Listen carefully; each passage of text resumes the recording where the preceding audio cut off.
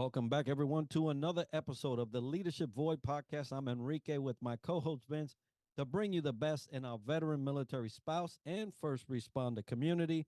And Vince will introduce today's guest. Thanks, Enrique. Let's close out this month of April with Edwin Richardson Jr. He's a co-founder and CEO of NGF Global from Navarre, Florida. Welcome, Edwin, to the show. Tell us a little bit about you. Hey guys, I appreciate this opportunity. Thank you all so much. Yeah, so as you said, Edwin Richardson Jr. To start, I think most about me is I'm a dad to 3 boys. And before anything, that comes first.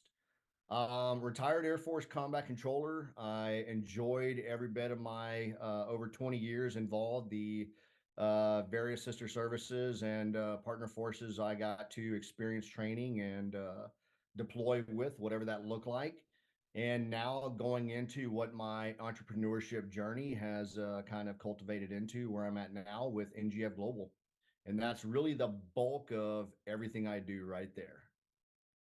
Well, we're real happy to have you with us, brother. Thank you for your service and what you did in that service. Now, I know that a lot of the entrepreneurial spirit was in you even prior to you retiring. That's why you got into it. But tell us a little bit more about NGF Global. Yeah, so NGF Global does a number of different things. So to start, we're really like a communications and software as a service portal for the agriculture and agribusiness communities. Our goal and our mission statement, it all resonates back to our core values, but is to provide a more efficient agribusiness ecosystem to facilitate a safer, more secure, and reliant food supply chain. So really down to the nuts and bolts is the ability for our farmers who provide the bulk of our food, fuel, feed, drink, really whatever that is, access to a buyer network without having just a bunch of brokers available or just that one single local buyer that they have to rely on. So we've opened up the world of business opportunity for our farmers from a local point to abroad. I love that, Edwin. You know, first, my curiosity is like, why did he start this, right? There's a story behind that. Also, you talked about cultivate entrepreneurship. What challenges or lessons learned about entrepreneurship you'd like to share with our audience today? Oh man, challenges and lessons learned. They're never ending to start. So really, I think when I left the military, I had a very clear path where I thought I was going and what I wanted to do. And actually my goals, I was headed to med school.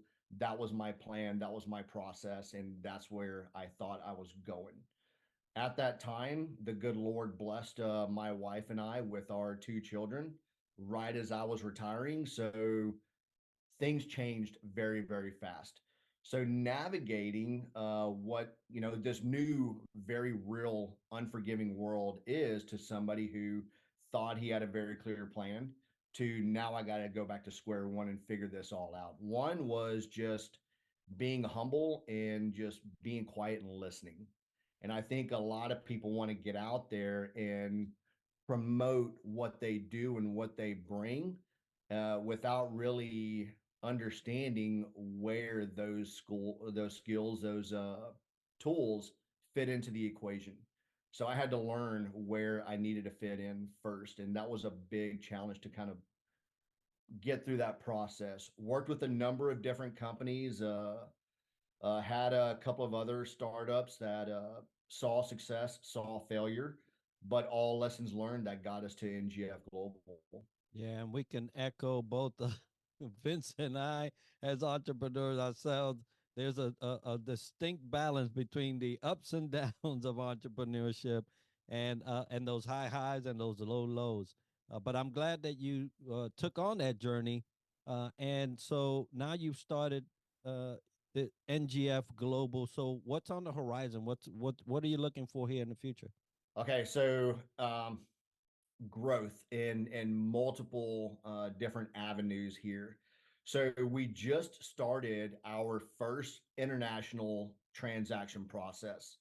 And what that means is we have our first international farmer. So a farmer that's not in the US that is selling to a buyer that is not even in their home country. So we have now multinational transactions taking place, which is very new to the industry on a digital landscape. So everybody has always relied on the handshake deal. Like, I have to have somebody that is there who knows somebody that can validate this or that. So figuring out how to make that validation work in a digital landscape now was a very interesting, brought on a lot of creativity, still unique challenges, but that opportunity is going to create significant growth to say, now we can do this without needing the high fees, the high expenses, and this opens up these really, when we think about it, and you guys have seen this as well, a lot of these impoverished nations that have never had access to the outside world to really do business at that capacity, now that's a thing. And that opens that up for these guys. Continuing to build on safer, more secure transactions. You know, this isn't Amazon, so this isn't $100 purchase. I think the transaction that we're working on now is like a $6 million agriculture purchase deal. So these are big numbers that are taking place that typically you haven't seen before. A lot of that landscape is really new, and in that process, we're able to build really unique relationships that neither of these parties have been able to build before. And so now, not only will they be able to do spot purchases to fulfill the food and feed ingredients at the time they need it by marketing that, but they can build long-term relationships through contracts. These food manufacturers can bypass these giant elevator systems. They can go direct to farmers and say, I need a very particular product to be grown to fit these very specific specifications, and I need it by this date, and this is what I'm willing to pay for it. And that's how they do business. And it has been really cool to see take shape. Some of the new tools that we're bringing out is not only addressing the challenges of agribusiness on the trade and management capacity, but now going after the logistics challenges. Now, how do we move this food or feed product or ingredient from point A to point Z and still provide the true traceability and transparency through that process? I love it, Edwin. You know, technology here is a blessing in this situation. So the digital landscape made it affordable for you all to definitely hit those international touch points and cross pollinate everything you're doing. So I love it. Love to hear more about that in the future as well, because you are definitely taken to the next level. Now let's transition, Edwin, and talk about leadership a little bit. What do you do to sharpen your skill sets that aid you to thrive in your professional life? Oh man, again, another work in progress.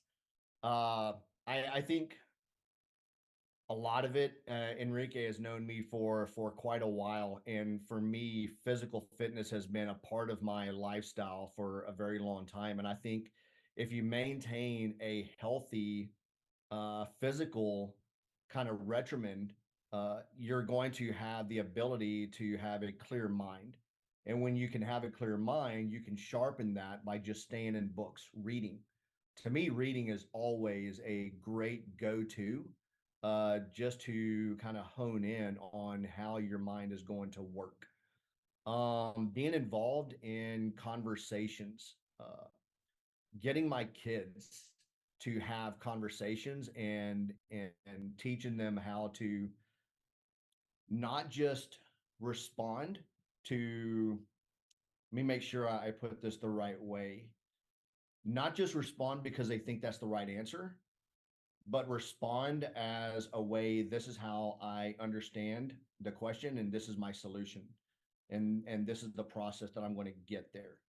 And translating that and hearing them kind of go through the process of learning how to think outside the box to get from point A to point Z helps me be creative. And one, teaching them how to do that, but also applying that in my own life. whether it's around the house with my company, the team, or just some of the other dads and men that I speak with uh, to stay sharp ourselves. Those are probably my big go-tos. And with all of that together, it has to be staying in church. Like getting back into to Christ was a big step forward for me. Well, amen to that. I understand all those, and I applaud your effort not only to educate but bring up your children in a way where critical thinking is at the center of what they're doing, because it is required out here, and also the reading. We were jokingly before the show talking about reading and the different options to read, but we know that everybody's a reader. But nowadays, hey, you could get something read to you. So either way, you Yeah. can get the education, and I applaud that. Now, from your time in service, your time in entrepreneurship, I'm sure you received some great advice that you thought that hey, I'm gonna not only hang on to that, but I'm gonna perpetuate that. What advice did you receive that you would like to pass on to an emerging leader today? And this goes back, and I think, Enrique, you and I have spoken about this years ago, once before. And this came to me as I was transitioning, when I became an NCO, and then I was learning from a very young junior NCO to a more seasoned senior NCO, and then the ability to apply that in the civilian type world as an entrepreneur. And I heard it again from another representative who was a transitioned military member and went through this process before I did. But it's listen to understand, not respond. And that helped me really just understand sometimes it's okay to just shut up and like not really be so quick, be like, I got the answer. I got this. Let me tell you what it is real quick. And you really haven't heard everything to really generate and understand what the actual problem is. And whether it's a speaking engagement, whether I'm sitting down with the men on my back porch and we'll have a bourbon and we'll just talk about, whose business is doing what and networking, it doesn't matter what it is. Just be quiet and listen. Understand what the actual problem is. What's the actual solution you're looking for or you think you're looking for before you start to tie these things together and present whatever your voice is. And it helps you come off as a little more patient and intelligent representative that actually cares about why you're talking to them to begin with. I totally agree with that. It seems like, Stephen Covey is right up that alley with just having number five, right? Listen to understand before responding. Definitely great. Great strategy. Emotional intelligence is also what I'm hearing you also conveying about being a human being versus human doing. So be a being before do, right? So Absolutely. love all that. And the fact also, you starting with the young ones, your own kids, emerging leaders to be, they're going to be great following in dad's footsteps and all his lessons learned. And also, let's transition, talk about a memorable leadership aha moment you had either in the military or through your entrepreneurship journey. All right. So I could probably go back and be like, there's a number of things that was like, yep, yep, that makes sense. I got it. Yep. Okay. So, but there are a couple of things that really stand out as I really put time and thought about this and actually writing these down. Um, but for a long time, I really misunderstood this. And when I really got it, it was like, when you're in that leadership role, number one, leadership is not always based on your title. So the idea that because you're in this role and you have to have the answer anytime somebody asks you a question, that's not the answer. And it's okay to not always have to respond with the answer because you definitely don't want to lead somebody down the wrong path because you feel like you have to say something or say I believe this is the right answer when you really just it's okay to say, I don't know. I'll have to, take some time and really consider what this is. I think that's really, really smart. Um stepping forward and stepping up. When you're around people as a group, it doesn't matter if it's a group of 2, 3, 4. It doesn't matter if it's a group of 20, 30, 40.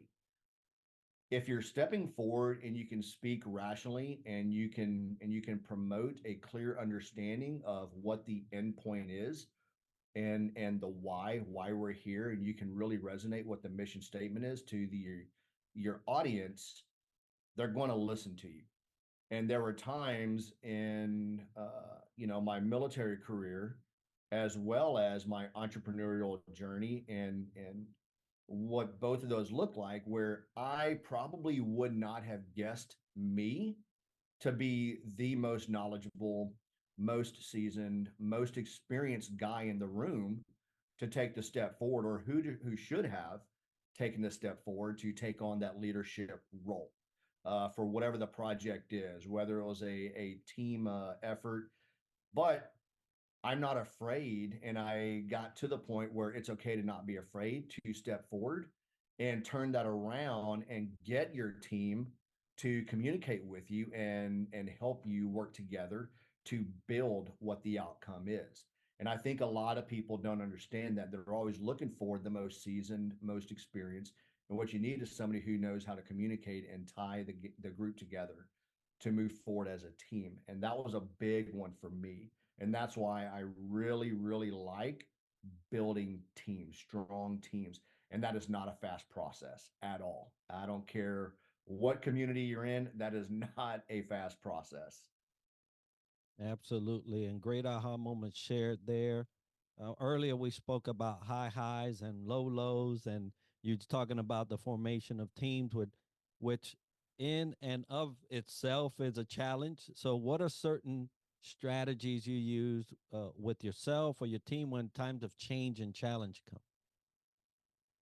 Yeah, I'll say the biggest is family comes before our company's mission. And we have a number of guys that are brand new dads, with brand new moms, and kind of resonate. I think we go back to the human level and understanding that everybody's going to take on these challenges different. And me being the CEO of this company, whatever that entails, my stake in the game is very different than somebody else's stake in the game. And all this has to come together when you're talking about building the right team. These are a lot of lessons learned and things you got to pay attention to when you're growing with the team and being able to apply the right strategies to get everybody moving forward. So going back to the human level, taking a step back, communicating at their level, because if I'm talking to another director, CEO with a different company at 100,000 foot approach, everything about that communication, from the style, the tone, the verbiage that's going to be used, is going to be very different from how I'm going to talk to my team on my onboarding team, and how I'm learning what their challenges are to communicate and connect with our customer, the user. So being able to communicate at different levels and understand where they're coming from and move forward with that is a big strategy that we utilize. Um, I really spend time asking them what else I can do for them. It's already a lot. It doesn't matter what compensation package you offer somebody on the team. If I'm expecting them to come to me representing this organization and say, you know, take the initiative. If you know it needs to be done, do it. What else can you be doing to promote NGF Global to get this moving forward? I need to be able to do the same thing to them. What else can I do for you to get this moving forward? How are you overloaded? What can I take off your plate, as opposed to always saying, here's more tools, use this to do your job better? Like, what can I do for you? What is there things that I can take off your plate so you can work a little more efficiently? And we can come to what that common ground is to figure out how the team's going to work just in harmony a little better. And not everybody has the same mindset and idea how to apply that, why to apply that. And I see it all the time when I talk with guys here. It's like, well, no, that's what I hired them for. They're here to do that. It's like, well, yeah, but I want them to be successful too. Like I'm paying them to do this.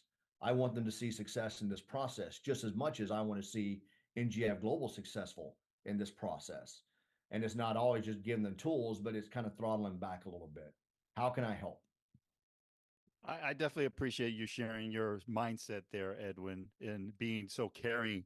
And the listening and the communication piece always resonates with what I'm hearing from everything you're stating today. But love everything NGF Global is doing. For folks to communicate with you, Edwin, or NGF Global, how do they go about doing so? Yeah, absolutely. So we're on a few social media sites, Facebook, LinkedIn, Instagram. We don't have a big presence considering who our target audience is and how we establish those relationships. But you can still go to the website, ngf-global.com, read up on what our team is doing. If you're anything involved in the agriculture industry, there's probably a lot of things that we're doing you're not aware of or what we can do for that community. Um, big veteran footprint within our team and within the farmers. A lot of farmers that go into the military, their kids go off in the military, put on the uniform, and they serve. And then when they're done serving in the military capacity, they go back to the farm and then they serve again. And to me, that is remarkable. So we're getting to the point where we're going to start highlighting some of those veterans that joined the military and went back to the farm and sharing their story with uh, how that integrates into what we're doing for agriculture. But ngf-global.com is probably the best way to contact us and reach out to us. Absolutely. Now, folks, will have that as part of the show notes and video for you to be able to get a hold of Edwin and his team and all he's doing in that sector. If you want to get a hold of us at the Leadership Void Podcast, the Leadership Void at gmail.com as well, you'll send that correspondence.